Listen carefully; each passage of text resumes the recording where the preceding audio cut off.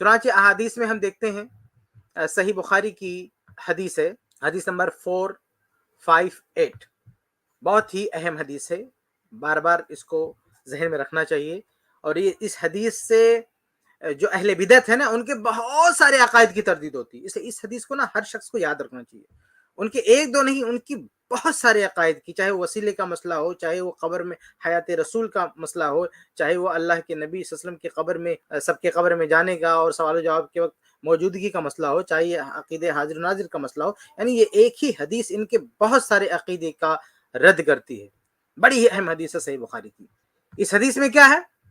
اس حدیث میں یہ ہے کہ ابو ہریرہ رضی اللہ تعالیٰ عنہ حدیث کے راوی ہیں، کہتے ہیں ان رجلا اسود ام امرأۃ سوداء، کہتے ہیں کہ ایک کالا شخص یا ایک کالی عورت، یعنی ایک کالے شخص سے ایک کالی خاتون، یہ کانا یقوم المسجد، مسجد نبوی میں جھاڑو دیتے تھے. ان کا کام تھا مسجد نبوی میں جھاڑو دینا. فمات، تو ان کا انتقال ہو گیا. فسأل النبی صلی اللہ علیہ وسلم، تو اللہ کے نبی صلی اللہ علیہ وسلم نے ان کے بارے میں پوچھا. یعنی ان کی موت کا علم اللہ کے نبی صلی اللہ علیہ وسلم کو نہیں ہو سکا. وہ انتقال کر گئے، صحابہ کرام رضی اللہ عنہم نے لے جا کے ان کو دفن بھی کر دیا، لیکن اللہ کے نبی صلی اللہ علیہ وسلم کو آگاہ نہیں کیا، تو اللہ کے نبی صلی اللہ علیہ وسلم کو اس کا علم نہیں ہو سکا. تو اللہ کے نبی صلی اللہ علیہ وسلم نے جب کئی دن نہیں دیکھا مسجد میں، تو پوچھا. فقالوا مات، تو اللہ کے نبی صلی اللہ علیہ وسلم نے کہا کہ ان کا تو انتقال ہو چکا. قال افلا کنتم آذنتمونی به، کہا پھر تم لوگوں نے مجھے بتایا کیوں نہیں؟ اللہ کے نبی صلی اللہ علیہ وسلم پوچھ رہے ہیں کہ اگر انتقال ہو گیا تو بتانا چاہیے تھا، تم لوگوں نے مجھے بتایا کیوں نہیں؟ اس سے کیا پتہ چلا؟ یہ جو عقیدے علم غیب ہے اس کی بھی تردید ہو رہی ہے، یہ جو کہہ رہے ہیں کہ قبر میں حاضر ہوتے ہیں اس کی بھی تردید ہو رہی ہے. تو کہا کہ بتایا کیوں نہیں؟ پھر کہا دلونی علی قبرہ او قبرہا، کہا کہ پھر چلو وہ قبر، ان کی قبر ہم کو بتاؤ. اللہ کے نبی صلی اللہ علیہ وسلم کے پاس اس کا بھی علم نہیں ہے کہ صحابہ کرام رضی اللہ عنہم نے ان کو کہاں دفن کیا ہے. تو کہا کہ چلو ان کی قبر بتاؤ. صحابہ ان کی قبر بتاتے ہیں. تو فاتا قبرہا، اللہ کے نبی صلی اللہ علیہ وسلم ان کی قبر پر آئے، فصلی علیہا، اور وہاں پہ اللہ کے نبی صلی اللہ علیہ وسلم نے نماز ادا کی. اس سے بہت ہی واضح طور پر معلوم ہوتا ہے، جو کہتے ہیں کہ اللہ کے نبی صلی اللہ علیہ وسلم ہر جگہ حاضر و ناظر ہیں، تو بھائی اس عورت کا انتقال ہو چکا، اس کا کفن دفن ہوا، اس کو قبرستان لے گئے، ان کو دفن کیا.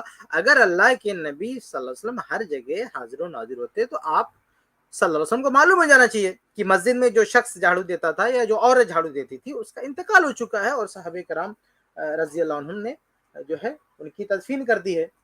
تو یہ چیز معلوم ہونی چاہیے، لیکن یہ چیز اللہ کے نبی صلی اللہ علیہ وسلم کے علم میں نہیں آئی. لہذا یہ حدیث بہت ہی واضح دلیل ہے کہ اللہ کے نبی صلی اللہ علیہ وسلم کے تعلق سے یہ عقیدہ رکھنا حاضر و ناظر کا یہ درست نہیں ہے. اسی طرح سے ایک اور حدیث دیکھیں صحیح مسلم میں، حدیث نمبر 1342، بڑی ہی مشہور حدیث ہے، اور اس حدیث کے بارے میں ہم سب کو پتہ ہے. یعنی سفر کی جو دعا ہے اس میں ہم یہ پڑھتے ہیں. اس میں کیا ہے کہ اللہ کے نبی صلی اللہ علیہ وسلم سفر کے وقت کیا کہتے تھے؟ اللہم انت الصاحب فی السفر والخلیفۃ فی الاہل، کہ اللہ تعالیٰ تو سفر کا ساتھی ہے، والخلیفۃ فی الاہل، یعنی اب جو اہل و عیال ہیں، گھر والے ہیں، اب ان کا نگہبان تو ہے، ان کی دیکھ بھال کرنے والا تو ہے. تو اگر اللہ کے نبی صلی اللہ علیہ وسلم ہر جگہ حاضر و ناظر ہوتے تو یہ نہیں کہتے اللہ کے نبی. تو اس طرح سے اور بھی بہت ساری حدیثیں ہیں. مثلا کبھی اللہ کے نبی صلی اللہ علیہ وسلم نے ابو ہریرہ رضی اللہ تعالیٰ عنہ سے پوچھا تم کہاں تھے، یا ابو بکر صدیق رضی اللہ تعالیٰ عنہ سے متعلق ایسے بہت سارے حدیثیں آپ پڑھیں گے جس میں یہ ذکر ہوگا کہ اللہ کے نبی صلی اللہ علیہ وسلم سوال کرتے ہیں کہ تم کہاں تھے، تم کہاں تھے. یہ کیا، یہ سارے سوالات بتاتے ہیں کہ اللہ کے نبی صلی اللہ علیہ وسلم کے تعلق سے یہ عقیدہ رکھنا کہ ہر جگہ موجود تھے، حاضر و ناظر تھے، یہ عقیدہ درست نہیں ہے. ٹھیک ہے، اب یہ تو دلیل ہو گئی حدیث سے. اب آئیے فہم سلف بھی دیکھتے ہیں. فہم سلف بھی دیکھتے ہیں نا. السلام علیکم ورحمۃ اللہ وبرکاتہ. اس کلپ کی فل ویڈیو دیکھنے کے لیے ہمارے چینل پر ضرور آئیں. آئی پلس ٹی وی نے ایک نیا یوٹیوب چینل شروع کیا ہے جس کا نام ہے آئی پلس ٹی وی اختلاف کا حل. اس چینل پر صرف اختلافی مسائل پر ویڈیوز آئے گی، لیکن دلائل کے ساتھ اور بھائی چارگی کے ساتھ.